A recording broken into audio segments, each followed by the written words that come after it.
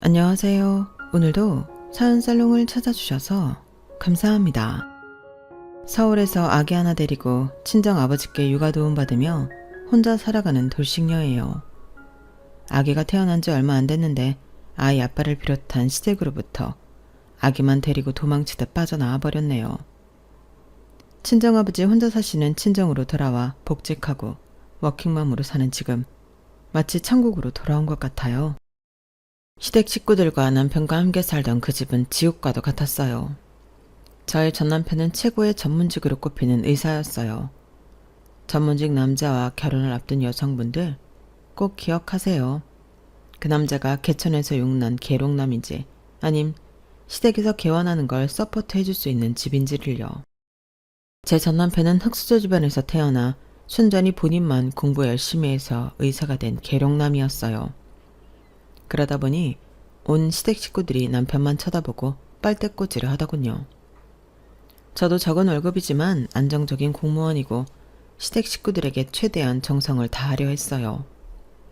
하지만 가난한 시댁 식구들은 절 가족이라 생각하는 게 아니라 남편 돈 축 내는 식충이로 보더군요. 막장 시모와 개날라리 신우 셋과 함께 살던 시댁은 거대한 불구덩이 같았어요. 계룡남이 남편과 결혼한 지 3년 된 저까지 불구덩이로 끌어내리려고 하더군요.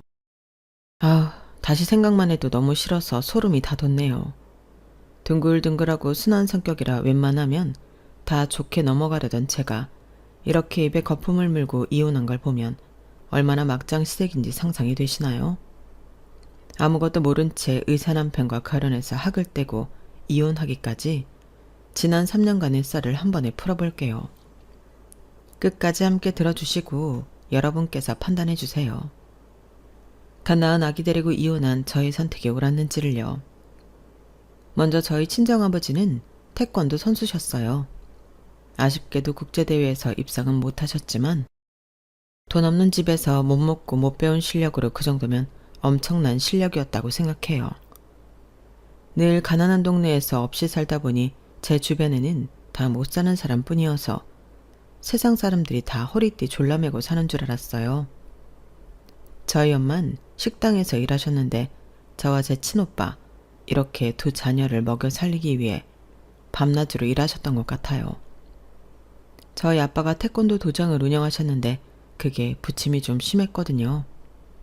아빠가 입에 발린 소리 하시며 영업을 잘하는 스타일도 아니셨고요. 우후죽순으로 늘어나는 태권도 도장끼리 경쟁하느라 아빠는 늘 맘졸이며 투잡, 쓰리잡을 뛰셨던 걸로 기억해요. 그렇게 네 식구가 똘똘 뭉쳐 한 칸짜리 방에서 고된 생활을 했어요. 현실적인 돈 문제 때문에 우리 집은 한 푼이라도 더 모으기 위해 투쟁하는 합숙소 같은 느낌이었죠. 저와 오빠도 어릴 적부터 맨날 남이 버린 옷과 물건들만 쓰고 아끼며 사는 게 습관이 되었어요. 그렇게 몇 년을 살다 보니 제가 초등학교를 졸업할 때쯤엔 통장에 돈이 좀 모였나 봐요. 드디어 방 2칸짜리 전세로 이사를 가게 되었어요. 무려 아파트로 말이죠. 이사간 당일 아직 짐을 다 풀지도 않은 채 엄마 아빠가 시장에서 통닭 한 마리를 사오시더군요. 돈 아낀다고 가족끼리 생일 케이크도 한번 안 사 먹어봤는데 아파트에 이사 온 기념으로 통닭 사서 생전 처음 가족 파티를 했네요. 자, 엄마가 손이 작아서 한 마리밖에 안 사왔는데 나한테 쓰니 너희들 실컷 먹어. 여보, 자기도 닭다리 하나 잡고 뜯어. 찢어지게 가난한 남편 만나 지금까지 고생하고 살았으면 이 정도 호강은 해도 되지 뭐. 이제 전세지만 아파트로 이사도 왔고 우리 부부도 좀 누릴 거 누립시다. 백날 첫날 생고생만 하다가 늙어 죽으면 얼마나 억울하겠어? 안 그래? 아빠는 엄마에게 이렇게 농담하며 닭다리를 하나 건네주셨어요. 그런데 그 닭다리가 엄마의 처음이자 마지막에 호강이 될 줄은 꿈에도 몰랐죠. 엄마는 처음 살아보는 아파트가 너무 쾌적하고 좋다면서 통닭을 다 드시지도 않은 채 연신 바닥을 걸레질하시며 닦고 또 닦았어요. 그러다 엄마가 갑자기 윽 소리를 내시며 가슴을 부여잡고 쓰러졌어요. 엄마 왜 이래? 아빠, 얼른 119 불러요. 엄마가 쓰러지셨어요. 결혼해서 10년이 넘는 기간 동안 단칸방 차글세를 벗어나려 밤낮으로 일하시다가 과로로 심장마비가 온 거였어요. 평소에 병원비 아낀다고 건강검진 한 번을 안 받아봤기에 엄마 심장이 약한지 어쩐지도 모르고 살았죠. 정말 돈이 전부가 아닌데 건강 잃으면 돈이고 뭐고 쓸 겨를조차 없는 건데 저나 우리 가족은 참 바보같이 살았어요. 우리 집안에 환한 해바라기 같던 엄마가 급작스레 돌아가시고 가족들은 충격에 빠졌죠. 불행인지 다행인 건지 그 충격에서 헤어나기 위해 각자 도생으로 그냥 몸을 갈아서 열심히 살았던 것 같아요. 엄마가 과로하다가 돌아가신 걸 빤히 알면서도 어딘가에 집중하지 않으면 심적으로 너무 괴로웠거든요. 전 미친 듯이 공부를 했고 오빠는 하루 종일 운동에 매달렸어요. 아빠는 태권도장 운영과 더불어 주말이면 투잡, 쓰리잡을 뛰셨어요. 하루는 오빠가 학교에서 놀림을 받았다며 아빠에게 하소연을 하더군요. 아빠, 때밀이 알바 그만하면 안 돼요. 우리 태권도장 같이 다니는 친구가 태권도 관장님이 목욕탕에서 때밀이 한다고 다 소문 퍼뜨리고 다닌다고 말이에요. 네? 저는 그때 아빠가 눈물을 흘리는 모습을 처음 본 것 같아요. 심지어 엄마가 돌아가셨을 때도 워낙 정신없이 장례식 치르고 저희 남매 돌보시느라 눈물을 보이지 않았던 아빠였거든요. 근데 때밀이 그만하란 말에 그동안 삼켜만왔던 눈물을 왈칵 쏟아내시는 느낌이었어요. 아빠도 좀 쉬고 싶은데 가만히 있으면 네 엄마가 너무 보고 싶어서 어찌할 바를 모르겠다구나. 여보, 보고 싶소. 대체 왜 이렇게 빨리 가버린 거야? 그때도 느꼈죠. 아빠도 사람이구나. 그날 밤 늦게까지 세 식구가 나란히 식탁에 앉아 엄마를 추억하며 생전 처음으로 마음을 터놓았던 것 같아요. 그 후로 아빠는 태권도장 운영에만 몰두하셨고 오빠는 태권도 선수가 되기 위해 진로 설정을 했으며 전 안정적인 직장인이 빨리 되기 위해 열공에 열공을 더했어요. 그 결과 오빠도 원하는 대로 태권도 선수가 되었고 전 서울 명문대학을 조기 졸업하고 7급 공무원에 합격할 수 있었어요. 전 엄마가 돌아가시고부터 뭐든 맡은 바 최선을 다하는 게 습관이 되었죠. 그렇게 몇 년을 일하다 보니 상체 관절 여기저기가 너무 아프더라고요. 노가다 일하는 사람이나 몸 상하는 줄 알았는데 항상 뻣뻣하게 컴퓨터 앞에 앉아있는 사무직들도 아프기 마찬가지더군요. 직장 근처 정형외과에 단골 환자가 되고 말았죠. 그날도 환자 대기석에 앉아 진료를 기다리고 있었어요. 그런데 옆에 앉아 계신 모르는 할아버지가 카통 사육법을 저한테 물어보시더군요. 전 당연히 친절히 가르쳐 드렸죠. 아유, 고마워요 아가씨. 참하고 예쁘게 생긴 아가씨가 노인네 모르는 걸 친절하게도 알려주네. 아, 별 말씀을요. 칭찬 감사합니다. 한 5분쯤 지났을까? 이번엔 저쪽에서 웬 할머니가 절 향해 소리치며 달려오시더군요. 딸아, 내 딸아, 오랜만이다. 웬 모르는 할머니가 제게 딸이라고 하며 와서는 와락 부둥켜 앉더군요. 전 너무 놀랐어요. 심지어 그 할머니는 몸에서 악취가 심했어요. 이게 어찌된 일인가 어리둥절하며 그 할머니와 껴안고 있었는데 안에서 진료를 보던 정형외과 의사와 간호사들이 나와서 할머니를 제게서 떼어내시더군요. 아이쿠, 제가 다 죄송합니다. 치매 걸린 할머니 환자분이신데 따님으로 착각했나 봐요. 현재 딸하고 연락이 안 되신다고 하네요. 가족으로부터 버림받아서 충격이 큰가 봅니다. 특히나 안 씻는다고 난리치셔서 요양보호사분들이 난감해 하시네요. 여튼 환자분께 민폐 끼쳐서 죄송합니다. 정형외과 의사로부터 자초지종을 다 듣고 나자 그 할머니가 너무 불쌍했어요. 그 치매 걸린 할머니는 여전히 절 보고 딸아를 외치며 버둥거리셨어요. 전 괜시리 돌아가신 엄마가 생각나서 그 할머니한테 다가가 다시 한번 말없이 안아드렸어요. 가족한테 버림받았다니 제 마음이 너무 아팠거든요. 그렇게 상황이 일단락되고 저도 정형외과 진료를 보고는 일을 마치고 퇴근해서 집에 돌아왔죠. 갑자기 모르는 핸드폰 번호로 전화가 오더군요. 누구시죠? 저 아까 그 정형외과 의사입니다. 치매 걸린 할머니로 인해 대화 나누었던. 기억하시죠? 아, 의사 선생님 안녕하세요. 근데 어쩐 일로 전화 주셨나요? 혹시 제가 진료비를 일부 계산 안 한 게 있나요? 아, 아닙니다. 그냥 너무 인상 깊어서 연락드렸습니다. 신뢰를 무릅쓰고 진료 기록 보고 연락처 알아내서 전화해 본 거예요. 전화 받아주셔서 고맙습니다. 실은 전부터 인상 깊게 봤어요. 미리 말씀드리면 전 아직 총각이고요. 불순한 의도로 보미 씨를 지켜봐왔던 건 아닙니다. 사적인 감정으로 지켜봐왔지만 총각이 아가씨 좋아하는 게 불순한 건 아니겠죠? 아, 근데 보미 씨 아직 결혼 안 하신 분 맞죠? 그의 속사포 렉 같은 고백이 당최 이해가 안 가더군요. 하지만 시종일관 웃으며 얘기하는 그의 목소리가 즐겁게 들렸어요. 저도 덩달아 기분이 좋아지더군요. 진료도 꼼꼼하고 친절하게 잘 봐주셔서 선생님이 환자가 제일 많던데 사적으로 대화 나눠도 참 소탈하시네요. 성격이 좋으신 것 같아요. 아, 좋게 봐주셔서 감사합니다. 가끔 저희 병원 내 다른 의사한테 진료받으시던데 그럴 때면 질투가 나더라고요. 여튼 계속 신경이 쓰였습니다. 오늘 낮 사건도 있고 겸사겸사 이대로 지나가선 후회하겠다 싶어 연락드렸습니다. 제 고백을 받아주세요. 성격이 급하시네요. 저희 아직 사적으로 만나지도 않았는데 제가 이상한 여자면 어쩌려고 그러세요? 그럼 알아갈 기회를 주세요. 당장 내일 퇴근하고 저녁 식사 같이 하죠. 어떠세요? 그렇게 그 정형외과 의사와 저는 바로 다음날 만나서 밤 12시까지 호프집에서 재미나게 얘기하다 헤어졌네요. 그 호프집에 들어갈 땐 서로 꽤나 어색했지만 나올 땐 손잡고 나왔어요. 그만큼 첫 만남에 대화가 아주 잘 되었고 웃음이 끊이지 않았죠. 공통적인 관심사도 많았고요. 그리고 솔직히 털어놓자면 키 180 넘고 얼굴도 잘생긴 훈남 의사가 제게 스트레이트로 호감을 표현하는데 안 넘어갈 여자가 몇이나 있을까요? 그 남자의 이름은 박의상. 이 사람과 전 그날부로 커플이 되었죠. 이런 식으로 공부했으니 명문대 의대생이 되었겠구나 싶을 정도로 저와의 관계에 있어서 저돌적이었어요. 진짜 추진력 하나는 짱이었죠. 결혼 얘기까지 나오는데 몇 달 걸리지도 않았네요. 그런데 딱 하나 걸리는 게 있었어요. 바로 그의 가족들이었죠.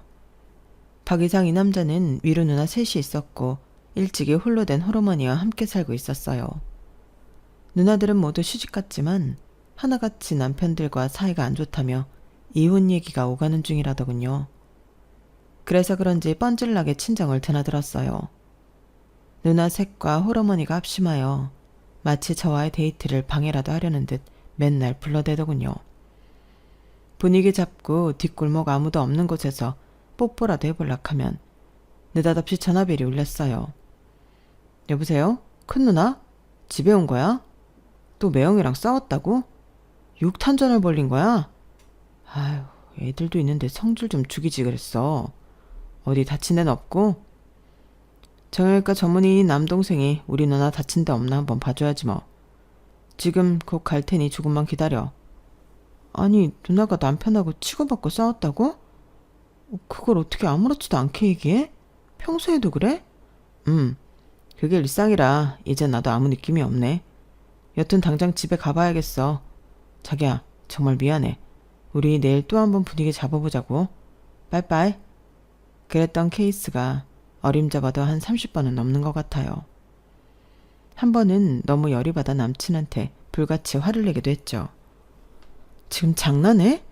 나랑 데이트 중에 또 쪼르르 집에 가겠다는 거야? 이번엔 몇 번째 누나가 남편하고 싸웠다는 거야? 자기 누나들은 다 쌈딱이야? 매번 이래놓고 나한테 결혼하자고 했던 거야? 어디 무서워서 결혼을 하겠어? 닭이 부리로 지렁이 쪼듯이 자기네 식구들이 날 쪼아 먹는 거 아니냐고. 이 정도로 소리치며 화냈으면 남친도 반격할 줄 알았어요. 사실 이별할 각오까지 하고 분풀이 한 거였거든요. 근데 남친의 반응이 절 머쓱하게 하더군요. 자기야, 정말 미안해. 내가 이렇게 무릎 꿇을 테니 한 번만 용서해줘. 난 자기랑 꼭 결혼하고 싶어. 우리 엄마랑 누나들 다들 가난하게 자라고 가난한 매형들 만나 고생하는 사람들이라 거칠게 변해버렸나 봐. 원래는 진짜 여리고 심성 곱고 착한 사람들이야. 너무 불쌍하잖아. 그나마 우리 집에서 가장 성공한 내가 걷어줘야지. 안 그래? 자기도 어렸을 때 가난했었다며. 내 심정 알겠지?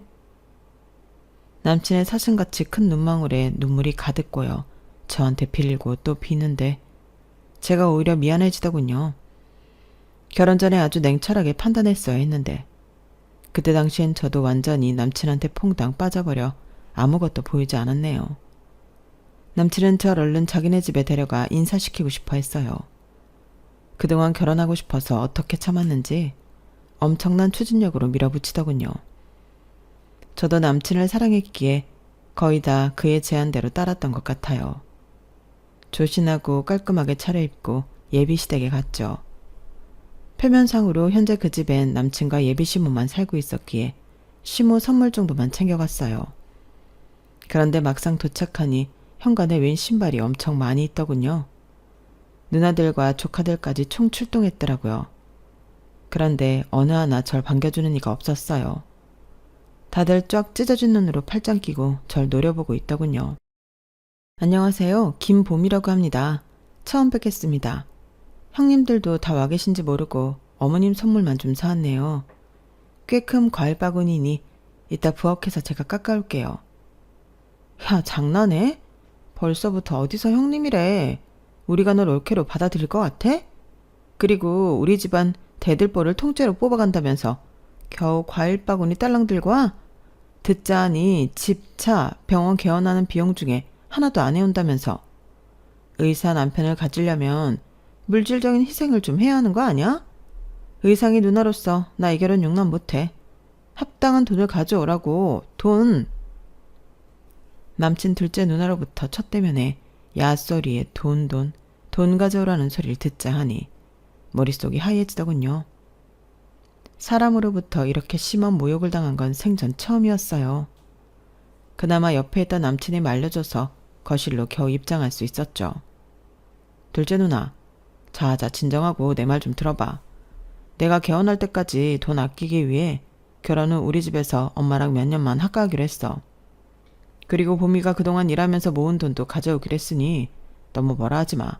봄이 놀라겠다. 예비 시모도 한성갈 하는 사람 같았어요. 박 의상이 헛똑똑이야. 널 사위 삼겠다는 부잣집 딸내미들이 줄을 섰는데 어디서 저런 가난뱅이 버러지를 데리고 오냐? 아유, 내 팔자야. 네가 정형외과 개원하려면 당장 몇 억이 필요한데 며느리 덕 좀 보려고 했건만 진짜 천년이랑 결혼할 거냐? 이대로 있다간 정말 안 되겠더군요. 예비 시댁 식구들의 기가 보통이 아니었어요. 저도 결혼 파토낼 각오하고 할 말은 해야 할 것 같았죠. 아니 어머님, 가난뱅이 버러지라뇨. 저희 아버지와 오빠는 태권도 도장 잘 운영하고 계시고 저도 7급 공무원으로서 정년 보장되고 평생 연금 받을 수 있는 안정적인 직장 가졌는데 이 정도가 버러지 소리 들을 수준인가요? 말씀이 너무 심하시네요. 초면에 제가 이 집안 식구들한테 이토록 조림돌림 당할 만큼 만만해 보이세요? 이 결혼은 없던 걸로 하겠습니다. 부잣집 며느리 얻어서 기생충처럼 다들 들러붙어 사시든지 마음대로 하세요. 눈물이 나오는 걸 꾹꾹 참고 자리를 박차고 뛰쳐나왔어요. 그들 앞에서 울면 왠지 지는 느낌이었거든요. 자기네들도 그리 부자는 아니면서 나보고 돈 없다고 무시하는 꼴이라니. 의사 아들 하나 뒀다고 아주 양반이 따로 없었죠. 저와의 결혼을 강력히 원하던 남친은 진짜 파토날까봐 그날 이후 거의 저를 스토커처럼 따라다녔어요. 귀찮을 지경이었죠. 자존심에 크게 상처를 입은 제가 이별을 선언하고 꿈쩍도 안 하자 남친은 다른 수를 쓰더군요. 남친 혼자 결혼식장을 예약하고는 청첩장까지 찍어서 제가 일하는 사무실 사람들한테 다 돌리더군요. 당연히 저한테도 한 장 주고요. 어이없어 하고 있는 제게 동료들은 다들 축하해줬고요. 화가 나서 남친을 따로 만나 진지하게 대화를 했어요. 대체 이게 뭐하는 짓이야? 자기 스토커야? 난 당신네 가족들이 원하는 돈 많은 집안 자식이 아니야. 부잣집 딸내미 하나 꼬셔서 얼른 결혼해. 우리 헤어져. 다신 찾아오지 말라고. 그럼 나 없어져 버릴 거야. 봄이가 나랑 결혼 안 해주면 나 이 세상에서 없어져 버릴 거라고. 넌 내게 전부야. 내가 우리 가족들이 뭐라 하는 거 다 막아줄 테니 얼른 쉬고 올리자. 식장까지 다 예약해놨어. 아니, 우리 혼인신고부터 빨리 해치워버리자. 자기랑 법적으로 얼른 부부가 되고 싶어. 내가 이미 봄이 아버님이랑 오빠도 만나서 얘기 끝냈어. 우리 결혼 허락 받아냈다고. 우리 가족들은 나한테 맡겨.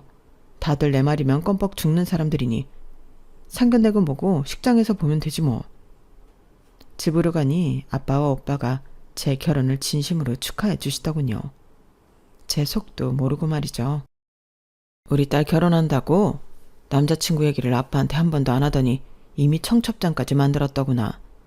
키도 크고 얼굴도 잘생기고 명문대 의대 출신의 정형외과 의사라니 아빠가 반대할 이유가 없지. 신혼집은 지금 시댁에서 잠깐 합가한다며? 아빠가 지금까지 모아놓은 돈 중에서 최대한 보태줄 테니 현금으로라도 갖고 가도록 해라. 평소엔 무뚝뚝하시던 아빠가 환한 미소로 제게 축하해 주시는 모습을 보고는 전 아무 말도 할 수 없었어요. 그리고 무엇보다 이렇게까지 저와의 결혼을 원하는 남친의 집착이 저에 대한 찐 사랑이라고 생각했어요. 시댁 식구들의 공격을 모두 막아준다는 남친의 말도 진짜라고 여겼죠. 그때 단호하게 남친과의 인연을 끊었어야 했는데 지금 생각하면 참으로 후회되는 지점이네요. 남친의 말대로 상견례도 생략하고 결혼식장에서 시댁 식구들 2번째로 봤네요. 그런데 신부 대기실에서 신부 입장하기 전에 또 작은 소동이 벌어졌어요. 갑자기 우리 고모가 너무 당황해 하시더군요. 봄이야. 내 보석들이 든 가방이 통째로 없어졌어. 당장 경찰이라도 불러야겠어. 고모가 예전부터 하던 루비 반지랑 다이아랑 진주 목걸이 등등. 너 알지? 그거 다 합치면 1,000만 원도 넘는데 이를 어쩌니? 저희 친정과는 다르게 고모는 부잣집에 시집가서 주얼리도 다 진짜 보석들로만 착용하던 분이었어요. 그런 보석들을 통째로 잃어버렸다니 큰일이었죠. 제 결혼식에서 발생한 일이었기에 신부 입장 전 얼른 수습해야겠다 싶어 경찰을 불렀어요. 바로 CCTV까지 확인했지만 CCTV 사각지대에서 벌어진 일이라 경찰도 절도범을 찾지 못했죠. 너무 안타깝고 고모한테 제가 다 죄송했지만 그 사건은 그렇게 넘어가고 말았어요. 남편의 병원 일이 너무 바쁜 시즌이었기에 신혼여행은 가까운 일본으로 잠시 다녀왔어요. 3명의 신우들과 시모 선물로 각각 샤넬백을 선물로 사들고 갔어요. 다 제 돈으로 말이죠. 시댁 식구들이 당연히 좋아하실 줄 알았어요. 근데 제 예상은 완전히 빗나갔죠. 야, 샤넬백 정도로 퉁치고 넘어가려고 했어? 의사를 남편으로 맞이했으면 적어도 에르메스 정도는 선물로 들고 와야 하는 거 아니야? 막내 형님, 자꾸 야야거리시는데 올케라고 정확히 호칭을 불러주시는 게 좀 더 교양 있지 않을까요? 제가 이 집에 시집 올 때 현금 2억 넘게 들고 와서 어머니가 형님들께도 섭섭치 않게 드리고 나머지 현금은 나중에 남편 개업할 때 쓰려고 통장에 넣어놓고 있습니다. 무슨 밥숟가락 하나 덜렁 들고 온 며느리 마냥 몰아가지 마시라고요. 샤넬백 싫으시면 저 돌려주세요. 당장 중고로 처분할 테니. 아니, 저건 어디서 지보다 나이도 많은 형님들한테 눈을 희번뜩이며 지랄이야. 그리고 줬다 빼는 게 어딨냐? 어서 내놔. 에르메스 대신 이거라도 하고 다녀야지 뭐. 첫째부터 셋째까지 자매들이 하나같이 지랄들인지 정말 남이었으면 머리칼이라도 쥐어 뜯어주고 싶을 만큼 얄미웠어요. 그렇게 지옥 같은 합가가 시작되었죠. 거지 같은 성깔에 시모와 합가하는 걸 제가 너무 쉽게 여겼나 봐요. 그 후로 스트레스를 너무 많이 받아서 소화가 안 되고 머리가 아파 진통제며 소화제를 달고 살았던 것 같아요. 참으로 바보 같았죠. 70대의 시모는 물떠와라부터 시작해서 모든 걸 제게 다 시키더군요. 저도 하루 종일 공무원 일하며 진이 다 빠져서 집에 돌아왔는데도 시모는 살림에 손 하나 까딱 안 하고 다 시켜 먹었죠. 요실금이 있던 시모는 하루에 빤스만 몇 개씩 뒤집어 벗어내 놓았어요. 가끔은 변실금까지 있는지 똥 묻은 팬티까지 저보고 빠르라더군요. 어머님, 정형외과긴 하지만 아들이 의사인데 아들한테 요실금, 변실금 같은 거 상담 좀 받아보세요. 병원 추천받아서 진료도 한 번 더 받아보시고요. 맨날 오줌 똥 묻은 팬티를 다 저보고 빨래하라고 하시면 며느리 보기 창피하지도 않으세요? 야 이년아, 진짜 보자보자하니 어른한테 못하는 말이 없구나. 넌 뭐 안 늙을 것 같냐? 평생 젊을 것 같냐고. 너도 나중에 똥오줌 지리는 날이 올 거야. 잔말 말고 빨아. 손빨래 팍팍 해서 얼룩 다 치우란 말이야. 지금 어머님 나이 들었다고 뭐라고 하는 거예요? 손발 멀쩡하시면 이런 건 며느리인 저한테 시키지 마시고 직접 하세요. 저도 비이상해서 더 이상 빤스는 못 빨겠네요. 게으르기만 하고 무지 까다롭던 시모의 비위 맞추기가 힘들어질 때쯤 첫째 시누이가 이혼했다며 애 둘을 데리고 시댁으로 들어왔어요. 돌아버리겠다군요. 여기 방 3개니까 나랑 애들이랑 작은 방 하나 써도 되지? 나 남편이랑 이혼했으니 다른 남자들이랑 소개팅도 해야 하고 바쁠 것 같으니 올케가 주말마다 애들 좀 맡아줘. 네? 이혼을 하셨다고요? 갑자기 왜요? 아니, 남편이 새삼스레 내가 정가 가지고 비아냥대잖아. 깜빵 들락날락거리년이라나? 참네. 모르고 결혼한 것도 아니고 본인도 어릴 적부터 깜빡 드나들기를 밥 먹듯이 했으면서 말이야. 전 제가 잘못 들은 줄 알았어요. 얼굴은 곱상하게 생겨서 깜빵? 너무 놀라서 동공지진이 일어났죠. 따로 남편한테 물어봤어요. 큰형님이 정가 기록이 있어? 감옥 갔다 왔냐고. 미리 말 안 해서 미안해. 오래전 일이라 까먹고 있었네. 까먹을 게 따로 있지. 그런 걸 나한테 얘기 안 하면 어떡해.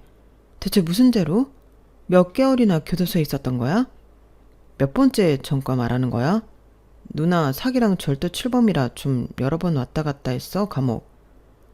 날라리인 줄은 알고 있었지만 사기에 절도까지 7범이라니. 갑자기 큰 신우가 무섭기까지 하더군요. 그 후로 뭔가 제 귀중품 보관을 좀 더 조심하게 됐죠.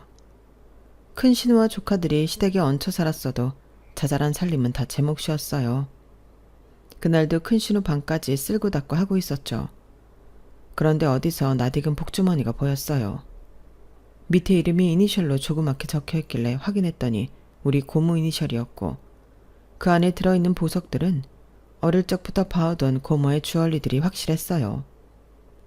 그럼 그때 결혼식장에서 고모 주얼리를 훔친 사람이 바로 내 큰 신우? 그때부터 손발이 달달 떨리기 시작하더군요. 결혼 후 다른 남자 만나러 다니느라 정신없던 큰 신우가 집에 도착하자 붙잡고 따져 물었어요. 이 복주머니 이거 어디서 난 거예요? 우리 고모 것이 확실한데? 결혼식장에서 훔친 거예요? 아, 이거 그냥 누가 화장대 위에 놨길래 내가 갖고 온 건데? 뭐야, 지금 내가 훔쳤다고 의심하는 거야? 그때 경찰 오고 난리 났었던 거 다 봤으면서 진짜 뻔뻔하네? 또 깜빵 가고 싶어요? 당장 경찰에 신고할 거예요. 그때 옆에 있던 남편이 전화기를 들고 신고하려던 절 말리더군요. 제발 진정하고 내 말 좀 들어봐. 지금 또 누나가 깜빵 가면 조카들은 누가 키우겠어? 지금도 이혼한 매형이 양육비 한 푼도 안 줘서 내 월급에서 누나 생활비 주고 있는데 제발 신고하지 말고 그냥 넘어가주면 안 될까 여보? 뭐? 이혼한 누나랑 조카 생활비를 당신이 내고 있다고? 어쩐지 나한테 생활비 한 푼 안 주고 다 내 월급으로 커버하려는 이유가 있었구만. 난 당신이 개원할 비용 모으려는 줄 알고 생활비 한 푼도 요구 안 한 거야. 근데 엄한데 돈을 쓰고 있어? 아유, 이 등신아. 가족들이 말려서 결국 신고는 안 하고 그대로 넘어가고 말았어요. 마음속으로 고모에게 너무나 미안했죠. 설상가상으로 한 달 뒤 둘째 시누이가 조카 넷을 데리고 시댁으로 기어 들어오더이다. 나도 언니처럼 쿨하게 이혼해버렸어. 아이 낸 육아에 스트레스 받아 돌아버리겠는데 동네 아줌마들하고 호스트바 한번 갔다고 남편이 난리를 치잖아. 지는 룸사롱이며 노래방 도우미며 맨날 여자들이랑 뒹굴면서 말이야.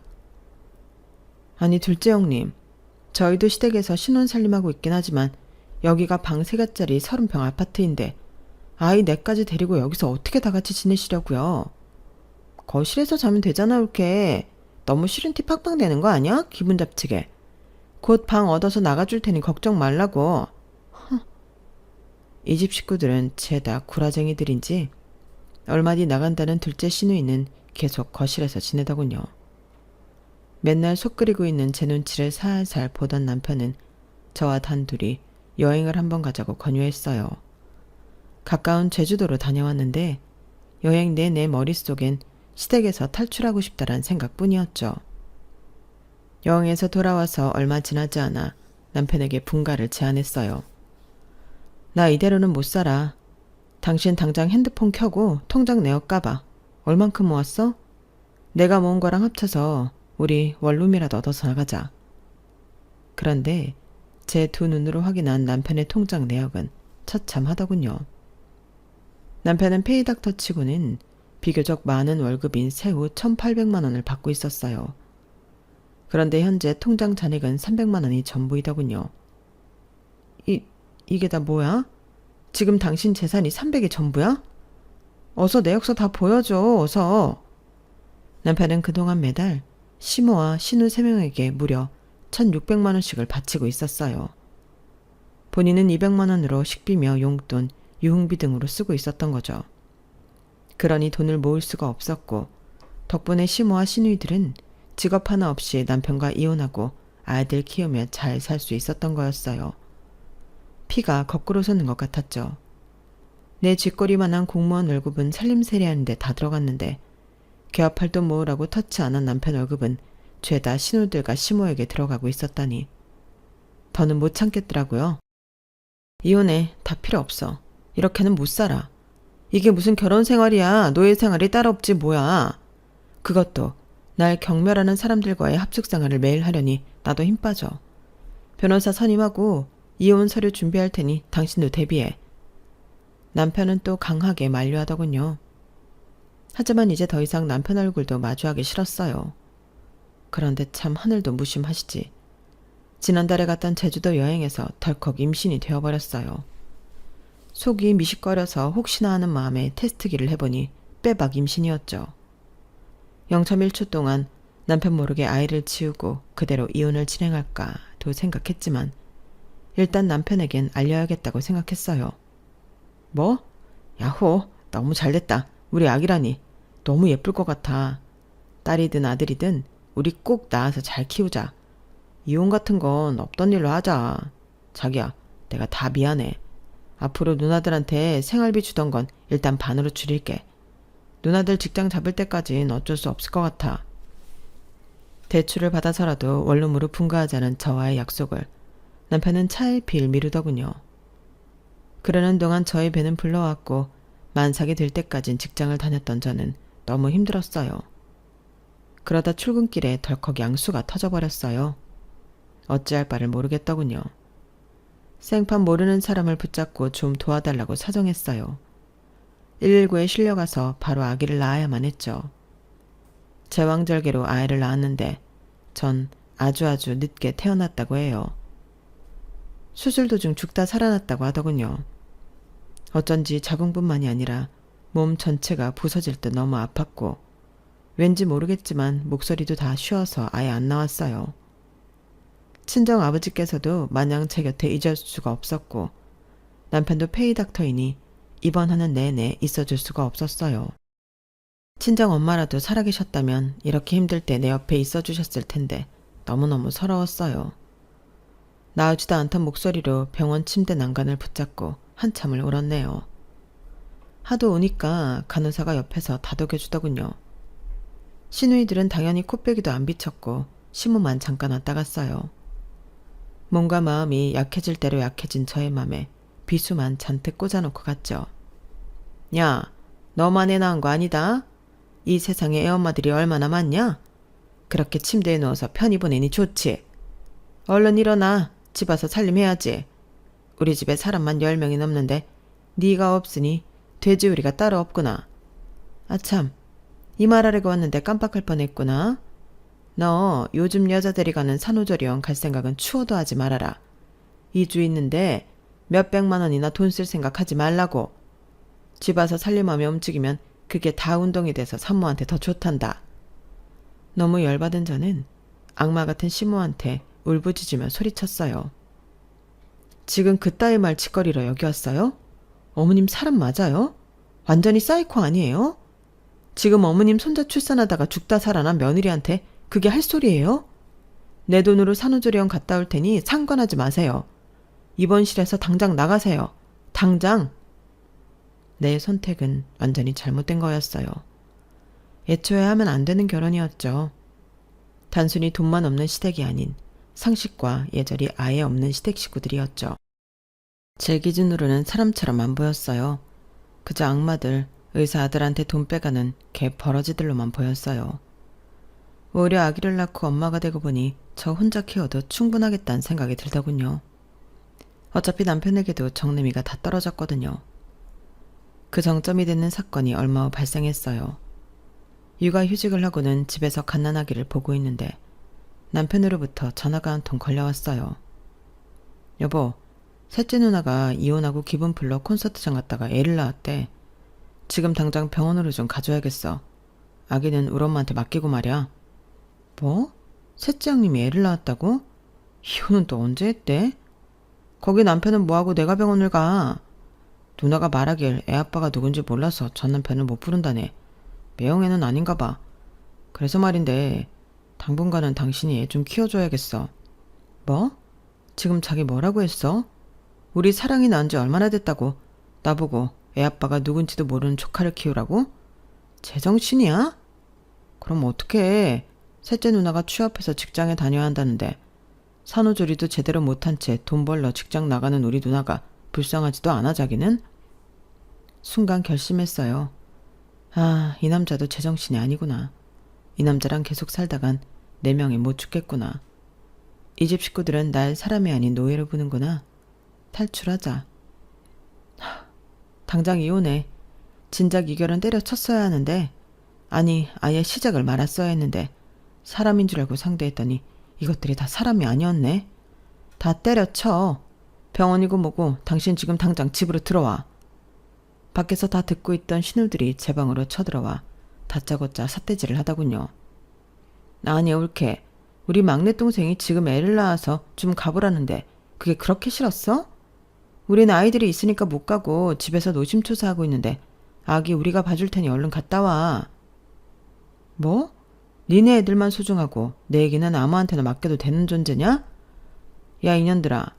니네 막내 동생이 애 아빠도 모르는 아기를 콘서트장에서 낳았다는데 그걸 왜 올케인 나보고 가라는 거야. 그것부터가 벌써 또라이 짓이라고. 알아? 시모가 갑자기 내 뺨을 때리더군요. 이 미친 할매가 감히 내 뺨을 때려? 그때부터 시댁 식구들과 저의 육탄전이 시작됐죠. 전 태권도 선수 출신인 우리 아빠로부터 다년간 배웠던 태권도 기술을 가감없이 발휘했어요. 날라차기며 뒤돌려차기, 주먹 휘두르기 등등 시모로부터 뺨을 먼저 맞았으니 이미 제정신이 아닌 상태로 다 때려 눕혔어요. 그때 남편이 들어오더군요. 남편한테도 싸대기를 쓰게 때리고 침을 확 뱉고는 아기와 함께 집을 나와버렸어요. 그 지옥 같은 소굴을 말이죠. 택시 타고 아기와 함께 친정으로 향하는데 이제 자유다 라는 말이 저도 모르게 터져 나오더군요. 그들은 지은 죄가 많고 뒤가 구린 사람들이니 이 사건에 대해 결고 넘어지진 않더군요.